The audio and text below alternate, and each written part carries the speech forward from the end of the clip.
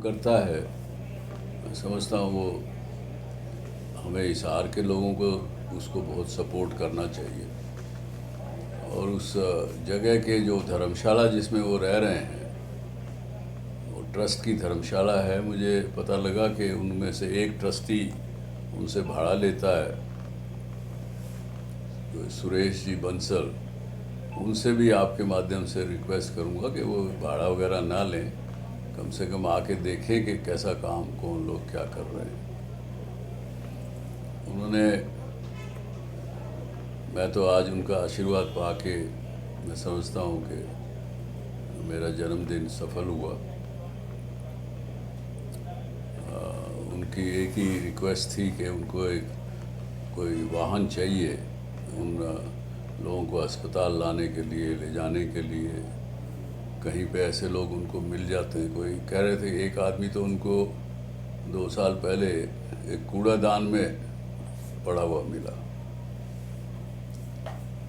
तो खैर वो हम अपनी तरफ से, अपने सुभाष चंद्रा ट्रस्ट की तरफ से उनको एक एम्बुलेंस जल्दी भेजेंगे।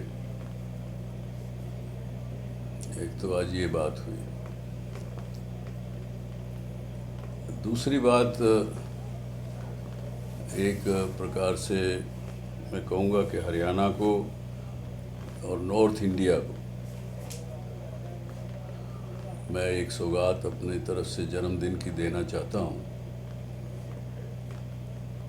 अग्रोहा में एक एंटरप्रेन्योरियल कॉलेज एंड इंस्टीट्यूट का निर्माण हम अपने परिवार की तरफ से करेंगे। एकमात्र इंस्टीट्यूट अहमदाबाद में चलती है, एंटरप्रेन्योरियल डेवलपमेंट इंस्टीट्यूट, उससे भी हमने सहयोग लिया है। और उसके अलावा टेक्नोलॉजी के स्तर पे विशेषकर हरियाणा, पंजाब, राजस्थान, सब जगह से जो प्रतिभाशाली युवक युवतियां हैं 10वीं क्लास के ही पास हैं। केवल हमारी शर्त रहेगी कि उनके 90-95% मार्क हों 10वीं क्लास में, तो हम उनको एक टेक्नोलॉजी के स्तर में, चाहे वो कोडिंग हो, चाहे प्रोडक्ट डेवलपमेंट हो, चाहे और कई चीज़ें हों, आज आईटी की टेक्नोलॉजी में हम उनको माहिर करेंगे और उनको 100% लोगों को नौकरियां दिलवाएंगे।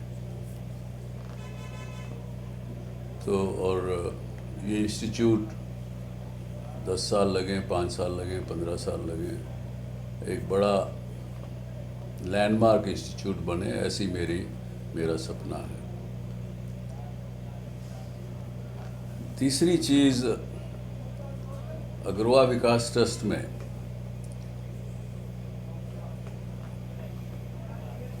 एक, क्योंकि आप लोगों ने तो मेरा बहुत साथ दिया है, सभी हिसार के ज़िले के मीडिया ने, वहाँ पे जो 3-4 साल पहले आर्कियोलॉजिकल सर्वे ऑफ इंडिया ने जो खुदाइयाँ की, उससे जो पता लगा, उसमें ये जगह केवल अग्रवाल समाज की नहीं बल्कि एक वैश्य समाज का एक बहुत बड़ा कॉमर्स सेंटर होता था। और उत्तर प्रदेश और राजस्थान, बिहार, बंगाल, उड़ीसा, इस प्रकार के बहुत से सुदूर राज्यों में हम लोगों के पास ऐसी सूचनाएं आ रही हैं कि एक छोटा जो दुकानदार, व्यापारी कहिए, छोटा काम करने वाला, वो 50,000, लाख रुपए, 2 लाख रुपए का कर्जा नहीं दे पाता है, जिससे भी कर्जा लिया होता है। उसकी वजह से वो आत्महत्याएं लोग कर रहे हैं। तो इसलिए एक हमने मन में ये फैसला किया है आज, और आज आपके सामने बता रहा हूँ कि हम 100 करोड़ रुपए का एक कॉर्पस फंड आरंभ कर रहे हैं अग्रवा विकास ट्रस्ट के अंदर। उसमें सबसे पहला मैं अपनी तरफ से 10 करोड़ रुपया दूंगा। और जैसे ये छोटे व्यापारी चाहे किसी भी समाज के हों, हमें उससे कुछ ये नहीं है, कोई भी व्यक्ति आत्मदाह ना करे, अपना ये ना करे कर्जा की वजह से और छोटे छोटे कर्जे की वजह से। मान लीजिए किसी को लाख रुपए का कर्जा है तो हम उसको यही कहेंगे भाई लाख रुपए ले लो, कोई ब्याज नहीं लेंगे, तुम 10 महीने छोड़ करके अगले 100 महीने में 1000 रुपये महीने के हिसाब से वापस लौटा सको, ताकि औरों के काम आए। और यहाँ भी मेरी एक स्वप्न है कि समाज साथ देगा तो इसको कम से कम 1000 करोड़ रुपए का हम ये कॉर्पस खड़ा करेंगे, ताकि एक निम्न मध्यम वर्ग के जो वैश्य समाज के लोग हैं और हैं उनकी सहायता की जा सके। चौथा एक विषय आज ही मुझे यहाँ पता लगा कि एक समाज के एक व्यक्ति ने अग्रोहा मेडिकल कॉलेज में 125 करोड़ रुपए लगा करके एक कैंसर हॉस्पिटल बनाने की प्रस्तावना की थी, और उस प्रस्तावना का सबने स्वागत किया, लेकिन हरियाणा सरकार ने उस प्रस्ताव को मंजूरी नहीं दी, ये कह कर के कि हमें उनके पास 50% पैसा देने के लिए नहीं है। तो जो प्रस्तावक, जो दानदाता था, उसने ये भी कह दिया कि चलो मैं 100% खर्चा मैं कर दूंगा। फिर भी हरियाणा सरकार ने इसकी मंजूरी नहीं दी। मैं आपके माध्यम से हरियाणा सरकार को प्रार्थना करता हूँ अभी तो कि इस प्रकार की चीज़ समाज यदि करता है तो उसको उन्हें खुश होना चाहिए, उनको उसका स्वागत करना चाहिए, उसकी मंजूरी देनी चाहिए। ये मैं रिक्वेस्ट लेटर ये हफ्ते मुख्यमंत्री को और सभी को भेजूंगा, लेकिन फिर भी यदि उन्होंने नहीं किया तो मैं भारत सरकार के पास जाऊंगा, और यदि फिर भी नहीं किया तो फिर ये समाज इस सरकार के विरोध में काम करेगा।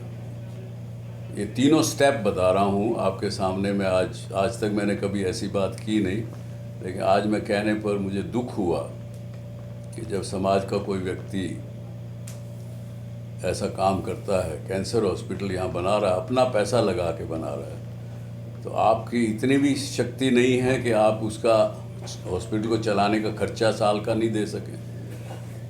अगर हरियाणा सरकार इतनी ही बैंकरप्ट है तो मैं उनको कहता हूँ, मुख्यमंत्री को आपके माध्यम से सीधा कह रहा हूँ कि मनोहर लाल जी, ये समाज जो है ये आपको खर्चा दे देगा, आप उसके माध्यम से फिर कर लेना। ये बड़े शर्म की बात है कि आपने इस बात को नामंजूर किया। इन विषयों के साथ ही आप सब यहाँ आए और मुझे सद्भावना प्रेषित की, उसके लिए आभार, धन्यवाद। बोर्ड पॉलिसी को लेके और तमाम जो एमबीबीएस के छात्र हैं वो हड़ताल पे हैं, प्रोटेस्ट कर रहे हैं, और सरकार अडामेंट है 36 लाख रुपए का उन पर ये कहा गया कि वो अगर बॉन्ड पॉलिसी के तहत में इस तरह से काम नहीं करते तो 36 लाख रुपए हर उस व्यक्ति को देना पड़ेगा जो गरीब तबके से भी आता है। ये विषय मुझे पता नहीं है, बुरे ज्ञान के ऐसा कुछ मुझे याद नहीं आता कि मैंने यहाँ तो सीधी खुली बात है। आज हमारे यहाँ डिश टीवी के, सिटी केबल के कॉल सेंटर में कम से कम 7000 लड़के लड़कियाँ काम करते हैं। इस हार का कोई भी व्यक्ति जाता है सबसे पहले उसको नौकरी मिलती है। अब मुझे ये भी नहीं पता कि यहाँ के कितने लोगों को दी हुई है कि कितने लोगों को नहीं दी हुई।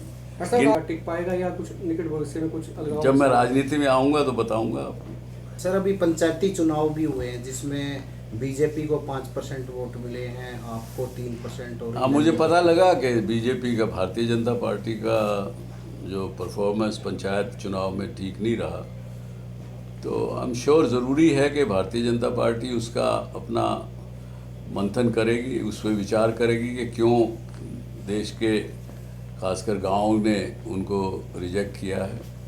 होप कि उसका संज्ञान लेंगे। और अच्छी पहले वार्निंग है ये। देखिए क्या होता है कि जब शरीर में कोई व्याधि आती है, बीमारी आती है, तो पहले कुदरत ने हमारा शरीर ऐसा बनाया है कि उसके अंदर कुछ ना कुछ पहले थोड़ी बहुत जुकाम होगा, कभी बुखार होगी और होगा, उसके बाद फिर बड़ी बीमारी आती है। तो ये अर्ली साइन है, उसको समझ के अपने आप को, अपनी बीमारी को ठीक कर लेना चाहिए।